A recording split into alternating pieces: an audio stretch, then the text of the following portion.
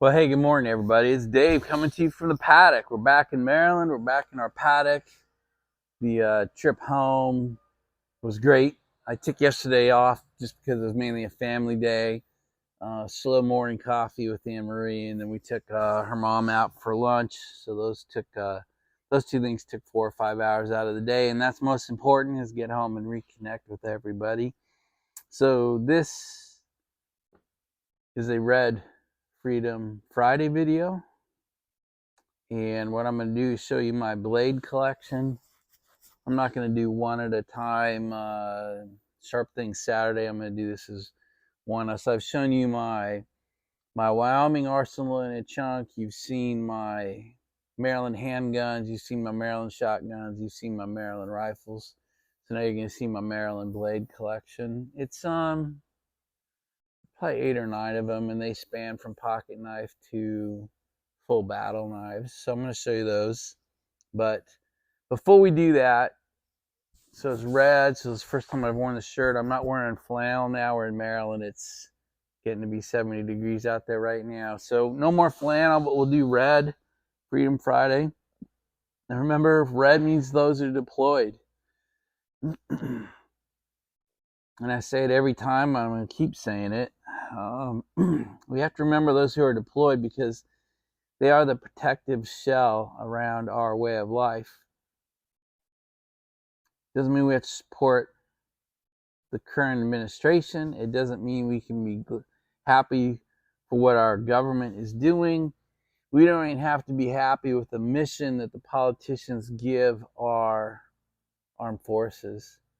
But I do believe we have to respect those who are following orders. And they, in fact, keep the fight over there. And I think they're doing a pretty good job. You know, we may face things domestically, but that's a whole nother conversation. So again, you can see I'm being apologetic for flag waving, right? So I gave my apology in the Wyoming house. I will do an apology video from here in the paddock, but I'm not ready for that.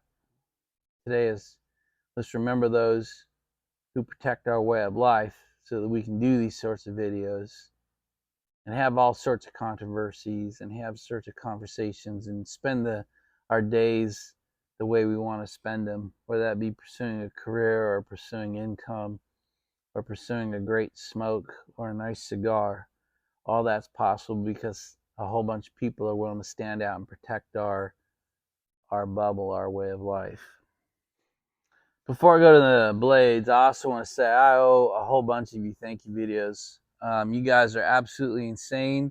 My wife was laughing at me because the boxes kept coming in while I was gone. She just kept throwing them in my office, and my desk is an explosion of gifts from you, and some of them are quite extensive. So I know I owe you thank you videos. I may start them today. I'm not sure, but I just want to mention that because I haven't been on camera since I got back from Wyoming. So anyway, just want to say thank you, and I'll do it properly as the rest of the day or the next few days go by. I'm just going to do a quick pan across them. These are the blades I want to share with you today.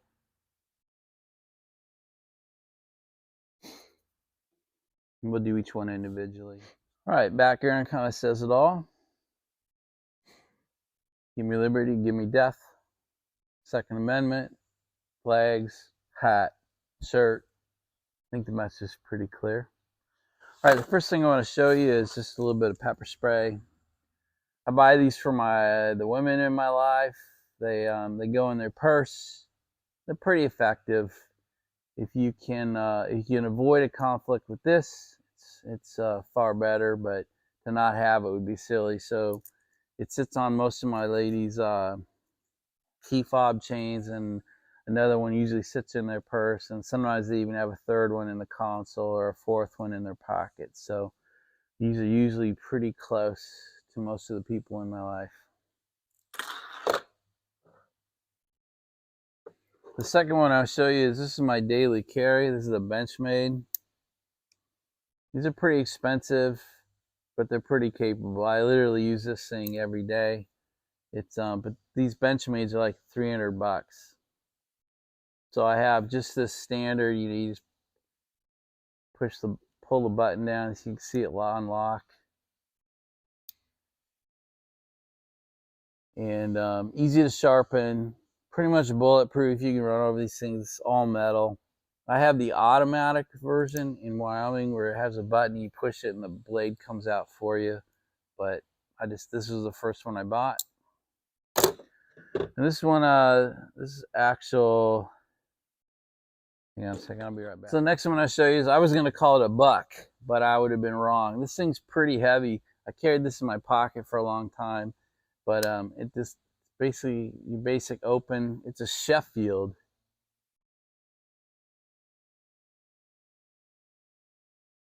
Sheffield stainless. I've probably had this thing for 15 or 20 years. Just push to unlock it. This is pretty capable as well. This one I've had since I was in Boy Scouts, so I've probably had this 40 years. And it's your standard actual Swiss Army knife. It's the rather thicker one. It's got all the different blades. You know, it opens both ways. Got the screwdriver on the back side. Look at that, I've lost the tweezers. I still have the toothpick though.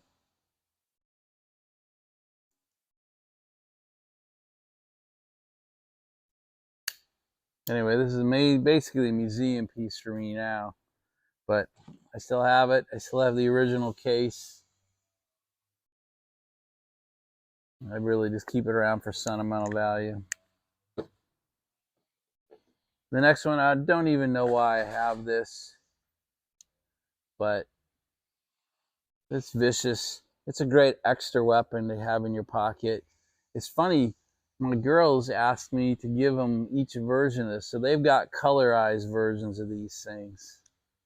And they keep them in their car, in their purse, but they really like them. So I guess they like the hooked blade.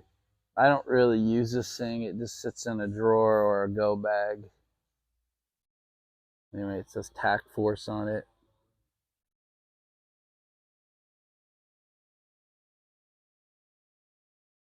This is not going to focus for you. There we go. Yeah, not sure why I even have it, but I do. This next one is just like my dad's. I showed you my dad 1911. This is my dad's jungle knife. He carried this in World War II. I don't even clean it much. I leave it alone. It's got your basic snap. Like I said, I don't even clean it. This is how he gave it to me. So I probably should clean it and treat it better. You can see some leather goop there. But anyway, I keep it because it's my dad's. I keep it because he carried it in the war. But I don't touch it much. It just sits in the armory. This next one is an example of a knife that can actually get through TSA. There's nothing to set it off. There's nothing to see. You can see how thin it is even in the case. This is my buddy Jack from Shed Knives gave this to me. You can see how thin it is. There's no metal on it. All carbon. It's light as a feather. It's extremely sharp. This just sits in a go bag for me. I don't get it out much. I don't use it much because I don't want to have to sharpen it. But it's a great conversation piece, and it shows you how far we've come with blade design and how far behind government tracking has gotten. All right, we're getting into my larger blades now. So this next one is an actual buck. I just think they look cool. Got a great name. I have not used this knife, but I think it's pretty nice looking. And it just stays close to me. You know, a lot of these blades stay close to me in all the different places in my house, or the paddock, or the car. But anyway, that's your buck. I mean,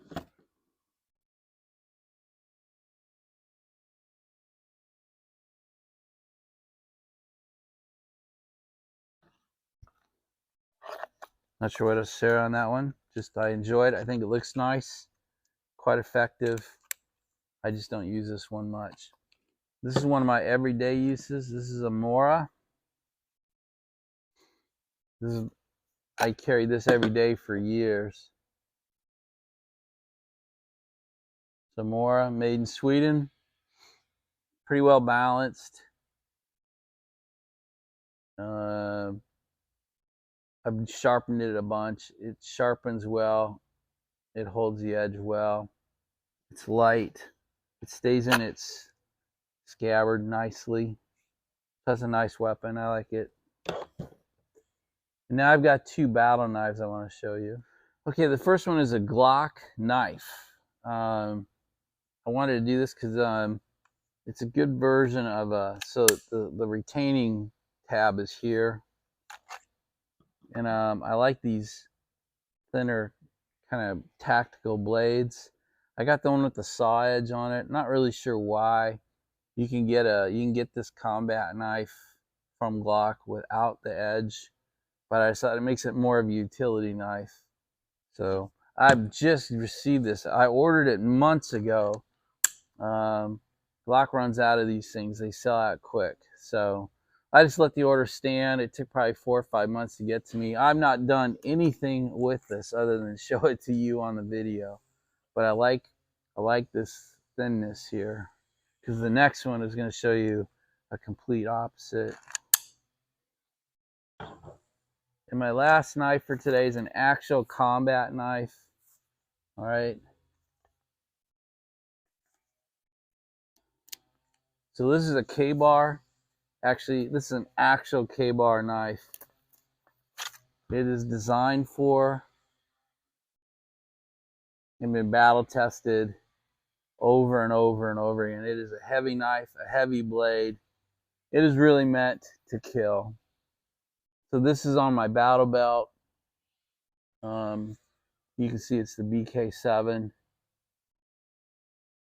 It's a much different blade. It is definitely not the old World War II, Vietnam, Korea era. This is a modern knife. And it's really not designed for, I mean, it can be a utility knife, but it is meant to accompany you into a battle situation. So again, it's brand new. I have never used it. It pretty much hangs on my battle belt, which I showed you earlier. Didn't even get to the snap. There we go. So that's 1, 2, 3, 4, 5, 6, 7, 8, 9. That is 10 knives that accompany me in various phases of my life. And that is my Freedom Friday for today.